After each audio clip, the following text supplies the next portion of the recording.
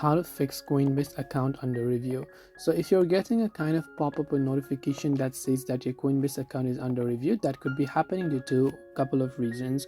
First of all, you want to make sure to verify your identity. So make sure that your personal information such as your name, date of birth, and residence matches exactly between your ID and Coinbase account. So you can go to verify your information if you haven't verified your account. Second reason could be that you might want to update your two-step verification. So go to the multiple dots icon from the top left, go to profile and settings, and just go to the security option right here. And once you've done that, you should be able to actually turn on two-factor authentication to turn on PIN or biometrics and other security options.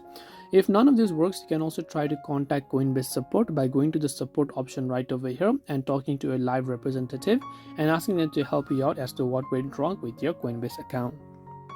Either way, I hope that this video really helped you. If you have got any more questions, feel free to also leave them down in the comment section below. As always, thank you for watching and see you in the next video.